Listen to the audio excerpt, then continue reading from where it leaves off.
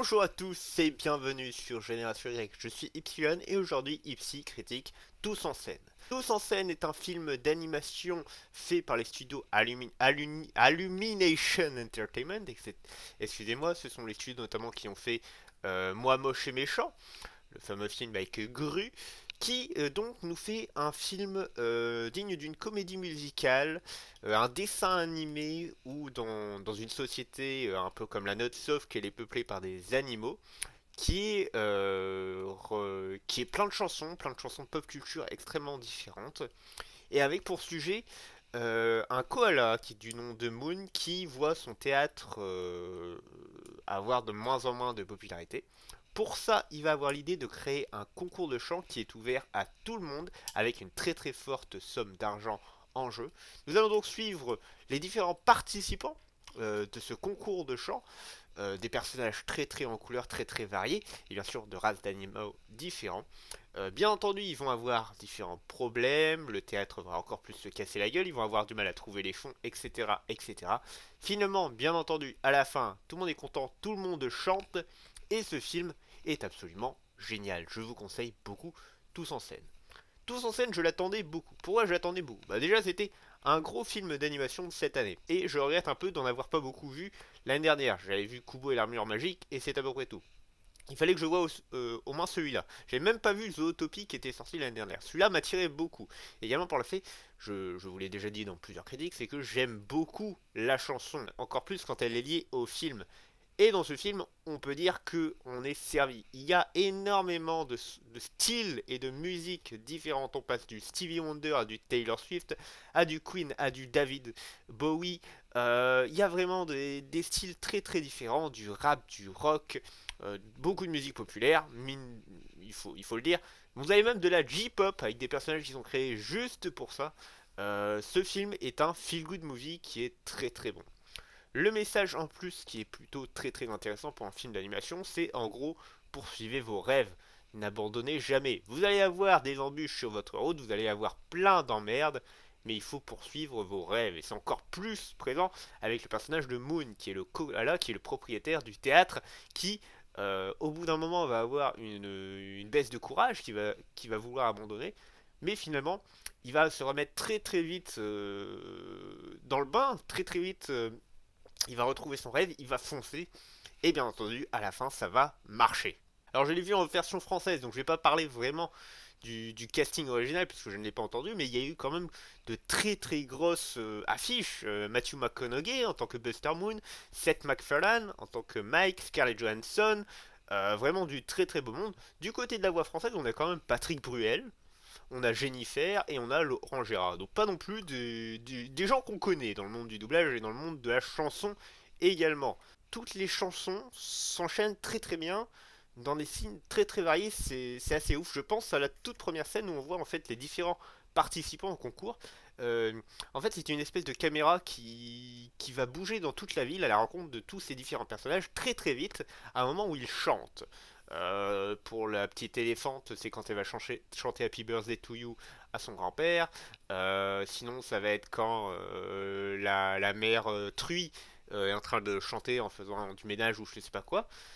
La caméra va donc sauter d'une maison comme ça, d'une maison à l'autre, avec des accélérations très rapides.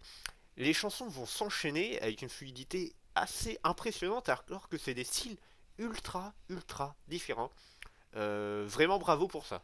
Pour vous donner une petite idée, j'ai vu ce film à 2 heures du matin. Le film fait un peu plus d'une heure.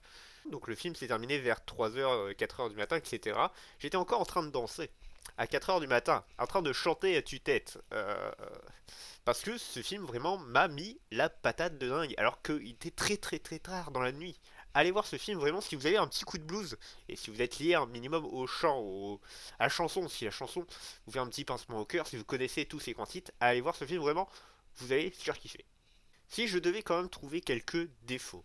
Alors le premier c'est tout simplement lié au titre. Le film en français s'appelle Tous en scène alors que en titre original, il s'appelle Sing, qu'on peut littéralement dire chante. Je trouve que le titre anglais était beaucoup plus marquant et je comprends pas pourquoi ils n'ont pas traduit littéralement comme ça en français. Ils l'ont fait au Québec, hein. Enfin, au Québec, ils l'ont marqué, ils l'ont écrit, ils ont mis le titre en tant que chanté. Je trouve que tous en scène, ça le fait pas. Non, vraiment, le message du film, c'est chante. Comment dire, c'est. Tu t'en fous de ce qui se passe autour, chante, vis ton rêve, chante maintenant, et je trouve ça magnifique. Ils auraient dû garder le titre original. Dans les autres petits défauts, j'ai un petit problème avec le casting, notamment à propos de Johnny. Johnny, c'est le gorille qui vient d'une famille de criminels, en gros. Il faut savoir que donc c'est pendant le casting, le koala, Monsieur Moon, essaye donc de choisir qui sera le soliste, le chanteur. Il hésite donc entre Johnny et une girafe dont j'ai totalement oublié le nom, et puis au pire on s'en fout un peu. Il choisit la girafe au début, donc Johnny part un peu triste. Et en fait, le koala se rend compte qu'il va avoir beaucoup de mal à communiquer à la girafe parce qu'elle est beaucoup trop haute. Et donc au final, décide de prendre Johnny. Du coup, j'arrive pas à savoir si Johnny est, est finalement dans le casting final parce qu'il a de la chance, que son opposant était une girafe, donc il pouvait pas communiquer avec le metteur en scène, ou qu'il est un peu dans le casting à cause du racisme. À savoir que Johnny a gagné parce que l'autre concurrent était une girafe. Donc, une autre race que le koala ne pouvait pas communiquer avec elle. C'est tout. Je suis sûr, je vais faire un film là-dessus, mais j'ai vraiment l'impression qu'en fait, Johnny, il est dans le casting parce qu'il avait beaucoup de chance et à cause de la race de son adversaire, donc quelque part du racisme. Ah, je vais trop loin, je sais, mais pour le coup, quand j'ai vu ça, je me suis dit, attends, quoi? Ils auraient pas pu trouver un autre moyen de dire que Johnny faisait partie du groupe, juste, bah, il chante bien, donc le koala décide de le choisir lui. Ou alors un autre outil de chance, parce qu'il y a deux participants qui finalement ne vont pas face à Johnny à cause d'un peu d'un P, voilà, tout simplement d'un P, et donc ça élimine le taureau et l'escargot. Vous l'avez peut-être vu dans la bande-annonce. Donc voilà, à cause d'un P malencontreux. Pourquoi avoir pas fait ce genre de choses pour le dernier opposant à Johnny, qui ici était une girafe plutôt que en mode ah mais c'est une girafe, c'est chiant, donc on va prendre le gorille. Ah, je me montre trop la tête sur scène, je sais, mais pour moi, Johnny a réussi casting parce que le koala est raciste. C'est horrible. Ah, passons à autre chose. Je trouve également qu'au final, il n'y a pas de race différente, tant que ça différente dans le film. Comme je vous l'avais dit avant, j'ai pas vu Zootopie, mais j'ai l'impression en regardant les bandes annonces de Zootopie qu'il y avait vraiment des races partout. Il y avait une scène limite, tu avais une nouvelle race, plein de races différentes. Dans ce film, j'ai l'impression que on recroise à peu près toujours les mêmes espèces. On devrait plutôt dire espèces d'ailleurs pour les animaux. On recroise à peu près toujours les mêmes espèces. On recroise des taureaux un peu partout. On recroise, je sais pas, enfin on voit à peu près que c'est toujours les mêmes espèces qui reviennent. La fin également que je critiquerai un minimum, notamment parce que, bah au final on sait pas trop qu'est-ce qui se passe à la fin. Je vais spoiler un peu. Désolé. Moon retrouve son théâtre. A priori, il va continuer à chanter avec les participants qui étaient là, mais c'est tout en fait. Il se passe quoi à la fin? Est-ce que ces participants vont devenir des grands chanteurs, vont finir par tout avoir? Est-ce que Moon va réussir à recréer des spectacles différents de ceux qu'il a fait, ou est-ce qu'il va rester tout le temps dans ce genre-là? Et qu'est-ce qui se passe avec la souris? Parce que la souris, elle fuit, elle est poursuivie par des gorilles, non, par des ours, excusez-moi. Et qu'est-ce qui se passe après? Enfin, j'ai envie d'une suite, très clairement. Apparemment, le studio a dit qu'il y aurait une suite. Je l'attends parce que cette fin, elle a coupé en fait trop net. Je me suis dit, mais merde, mais.